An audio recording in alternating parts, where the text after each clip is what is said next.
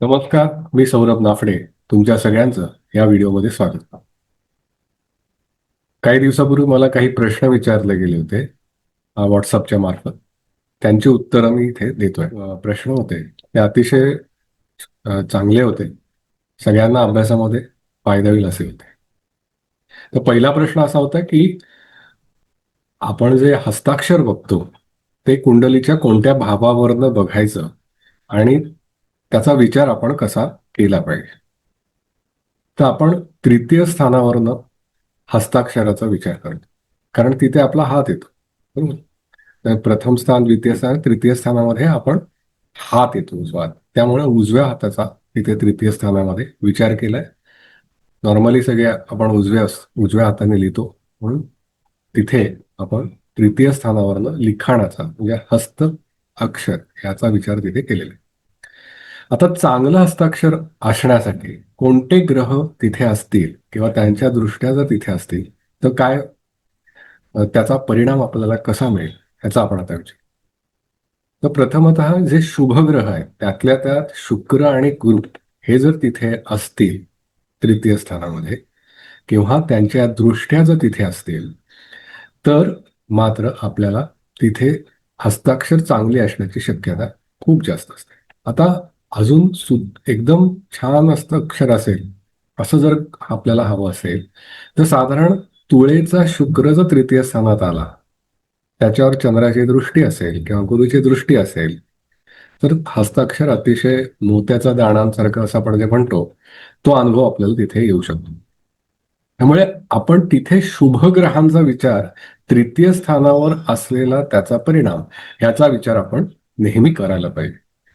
त्याप्रमाणे आपण अभ्यासामध्ये तो विचार करू शकतो आणि त्याच्या दृष्ट्या म्हणजे आता तुम्ही म्हणाल की तुळेचा शुक्र आहे आणि तुळेच्या शुक्रावरती मंगळाची दृष्टी आहे, मग आपल्याला त्याच्यामध्ये थोडासा फेरफार करायला लागेल की बाबा ते हस्ताक्षर मोत्याचा दाणाचा नाही आहे, मग आता तिथे थोडासा त्याच्यामध्ये थोडासे फराटेदार लिहिले जाईल किंवा त्याच्यामध्ये थोडस आपल्याला जे अगदी मोत्यासारखं हस्ताक्षर हवं ते मिळणार नाही. आता तिथे जर कोणते ग्रह असतील तर आपल्याला अतिशयच खराब हस्ताक्षर मिळेल. तर साधारण मंगळ हा ग्रह जर तिथे असेल किंवा हर्षल सारखा ग्रह जर तिथे असेल तर मात्र आपल्याला हस्ताक्षर हे जरा खराब किंवा खरडलेलं ज्याला आपण म्हणतो काय लिहिलंय असं वाटण्यासारखं हस्ताक्षर. काही वेळेस शनी पण आपल्याला बिघडलेला शनी जर तिथे असेल तरी सुद्धा हस्ताक्षरामध्ये थोडासा आपल्याला खराब हस्ताक्षर असं आपल्याला म्हणता येईल. आणि दुसरा एक प्रश्न मला आला होता की मुलीचं लग्न होत नाहीये तर आपण त्याचा विचार कसा करायला पाहिजे. आता हा फार साधा प्रश्न आहे खरं तर लग्न हा जो काही विचार आपण करतो तो सप्तम स्थानावरनं आपण करतो. त्याचबरोबर आपण शुक्र हा त्याचा कारकग्रह समजलेला आहे, लग्नाचा कारक.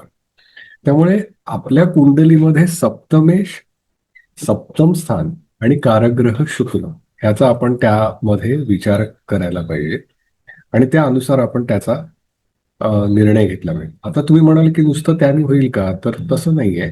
आपल्याला सप्तमातले ग्रह आणि सप्तमेशावर असलेला इतर ग्रहांचा परिणाम ह्याचाही त्यावर विचार करायला पाहिजे.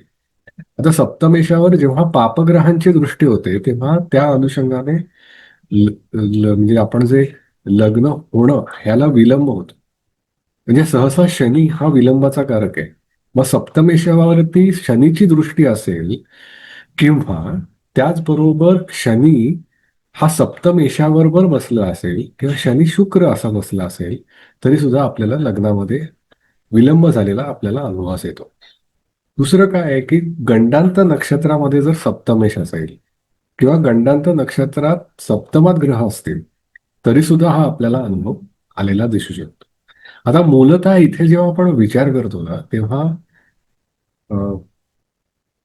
एक तर शनीचं लग्न असेल तर डिले होण्याची शक्यता खूप जास्त असते. त्याचबरोबर जर आपण असं म्हणू सौख्य मिळेल की नाही हा जर विचार असेल तर मला असं वाटतं की वैवाहिक सौख्याच्या अनुषंगाने जेव्हा आपण विचार करू तेव्हा चंद्र, सूर्य आणि शनी यांचे लग्न जे आहेत त्यांचा विचार आपल्याला करायला पाहिजे. तर अशा अनुषंगाने तुम्ही हा लग्न उशिरा होण्याचा विचार करू शकता. मग त्याला उपाय काय आहे की त्याला साधा उपाय असा आहे की जे ग्रह आपल्याला विलंब करतायत आणि सप्तमेश आपल्याला तिथे स्ट्रॉंग करायचं, तर सप्तमेशाचा उपासना करायची. सप्तमेशाच्या अनुषंगाने समजा जे डिले करत असतील ग्रह ज्यात यातनं विलंब होतोय त्यांची शांती करायची. अशा अनुषंगाने अनुष्ठान करायचं. अशा अनुषंगाने आपण त्याचा पुढे विचार करू शकतो.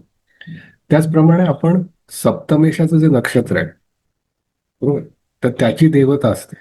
त्याचाही आपण किंवा शुक्र तुमच्या कुंडलीमध्ये कसा पडला. आता बऱ्याच वेळा कसं होतं की सप्तमेश जो आहे तो सप्तमापासनं समजा असा विचार करा की तो अष्टमात पडलाय म्हणजे द्वितीय भावामध्ये पडलाय. तर एक तर इथे डिले होईल किंवा लग्न होणार नाही आणि झालं तरी तुटेल हा विषय होऊ शकतो. मग त्यावेळेस आपल्याला जास्त खबरदारी घ्यायला लागेल की या अनुषंगाने आपल्याला त्याचा जो सप्तमेश आहे त्याला बलिष्ठ करण्याची इथे आवश्यकता आहे आणि त्या अनुषंगाने तुम्ही त्याचा विचार करायला पाहिजे. अशा पद्धतीने तुम्ही त्या सप्तमातला जो लग्न उशिरा होणं ह्याचा विचार आपण करू शकतो. त्यात अनेक परत त्याला सूक्ष्म विचार आहेत. त्याप्रमाणे आपण कोणत्या नक्षत्रामध्ये तो आहे, तो नवमांशामध्ये कसा पडलेला आहे. काही वेळेस मी जेव्हा स्त्रियांचं मुलींचं जेव्हा लग्न करतो तेव्हा त्यांची त्यांची त्याला आपण D30 म्हणतो ती कुंडली पण आपण तपासतो. विशेषतः मी मुलींच्या बाबतीत सांगतोय. तर त्यातनं पण मला ते जास्त सुयोग्य पद्धतीने कळतं की त्रिशांश ज्याला आपण म्हणतो की त्या ह्याच्यामध्ये आपल्याला कसा अनुभव येणार आहे. आता अजून एक प्रश्न असा होता की अपघात जो होतो तो कसा पाहिजे किंवा त्याचे कारक ग्रह कोणते असतील आणि त्याचा अनुभव म्हणजे त्याचा विचार आपण कसा केला पाहिजे. तर ह्यामध्ये सर्वात महत्वाचा ग्रह येतो तो म्हणजे मंगळ. दुसरा येतो हर्षद. कारण ऍक्सिडेंट जेव्हा होतात तेव्हा त्याला अचानकता हा महत्वाचा भाग आहे आणि हे दोन ग्रह मंगळ आणि हर्षद हे ग्रह फार महत्वाचे. त्याचबरोबर शनी मंगळ ही जी युती आहे, शनी हर्षल मंगळ ही जी काही युती आहे किंवा त्याच्या अनुषंगाने त्याचा अष्टमाशी आलेला संबंध हा तिथे आपल्याला फार महत्वाचा आहे आणि त्या अनुषंगाने आपल्याला त्याचा विचार नक्कीच करायला पाहिजे. तुम्ही अष्टमामध्ये समजा अष्टमेश ग्रह जो कोणताही असेल तो जरी मंगळ आणि हर्षल बरोबर असेल, युतीमध्ये असेल, अंशात्मक युती इथे महत्वाची आहे.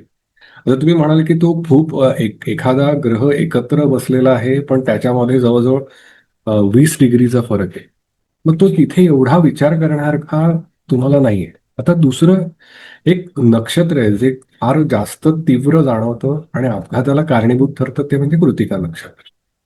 कृत्तिकेमध्ये असलेला ग्रह जो असतो तो पण विस्फोटक. आता मंगळाला किंवा हर्षाला जर कृत्तिका नक्षत्र मिळालं ना तर मात्र आता तिथेच नेमका मंगळ आणि शनी कृत्तिका नक्षत्रात आले किंवा मंगळ शनी हर्षाला असे कृत्तिका नक्षत्रात युती झालेली आहे किंवा मंगळ आणि शनी ह्यांचा काही योग निर्माण होतोय आणि अष्टमेश कृत्तिका नक्षत्रात आहे.